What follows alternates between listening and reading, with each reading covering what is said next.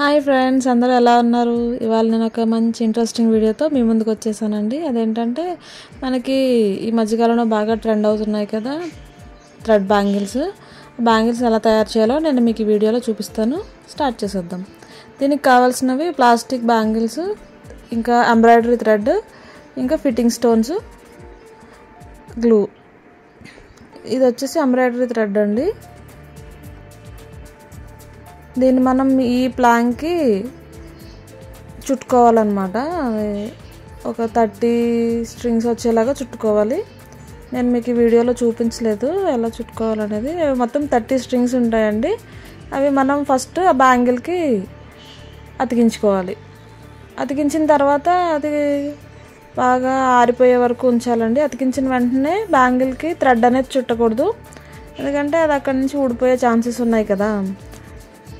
So మనం ఇలా అతికించేసిన తర్వాత దాన్ని ఆరనివ్వాలి. బాగా ఆరితే మనకి గట్టిగా ఉంటుందన్నమాట. ఓకే, ఇలా ఆరిపోయిన తర్వాత మనం జాగ్రత్తగా ఆ థ్రెడ్స్ అన్ని చిక్కులు లేకుండా తీసుకోవాలండి. ఇలా స్ట్రైట్గా కాకుండా మనం క్రాస్గా బ్యాంగిల్కి చుట్టుకోవాలన్నమాట.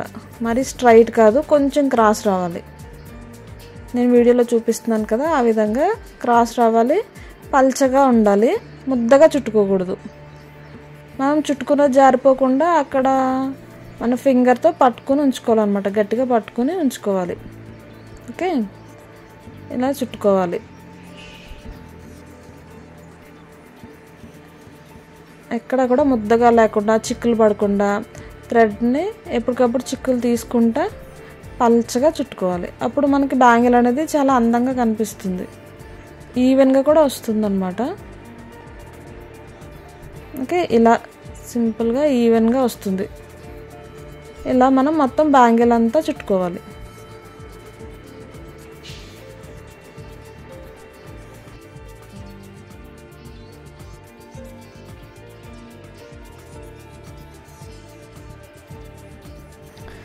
ఓకే, ఇలా మనం కంప్లీట్గా చుట్టుకున్న తర్వాత మనకి థ్రెడ్స్ ఎక్కడి వరకు అవసరమో అక్కడి వరకు జస్ట్ కొంచెం బ్యాంగిల్ ఎడ్జ్కి వచ్చే వరకు చూసుకుని కట్ చేసుకోవాలి.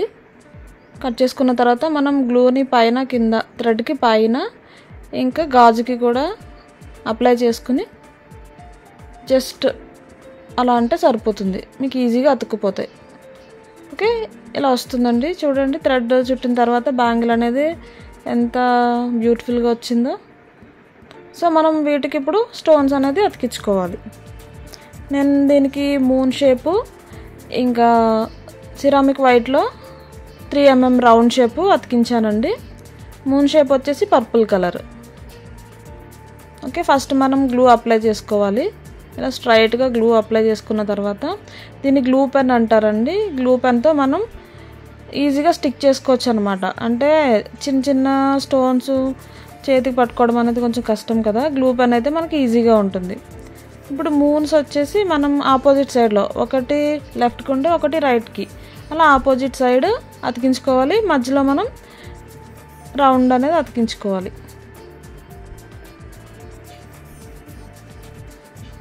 ఓకే, ఇలా సేమ్ ప్యాటర్న్ని మనం మొత్తం గాజు అంతా కంటిన్యూ చేసుకుంటూ వెళ్ళాలి. ఒక మూను, ఒక రౌండ్. ఓకే, ఇలా మనం గాజు మొత్తం అతికించుకోవాలండి. అతికించుకున్న తర్వాత 1 డే ఫుల్గా డ్రై చేసామంటే మనకి స్టోన్ అనేది ఊడిపోకుండా గట్టిగా ఉంటుంది. ఓకే, మొత్తం అతికించిన తర్వాత లుక్ అనేది ఇలా వస్తుందండి. నేను ఇవి మా డాటర్ కోసం చేశాను. 2 బ్యాంగిల్స్ చేశాను. ఎలా ఉన్నాయో మీరు కామెంట్ చేయండి. మీకు కూడా ఇలా కావాలి అనుకుంటే నేను కస్టమైజ్ చేసి ఇస్తానండి. మీరు కావాలంటే ఆర్డర్ పెట్టుకోవచ్చు. Thank you.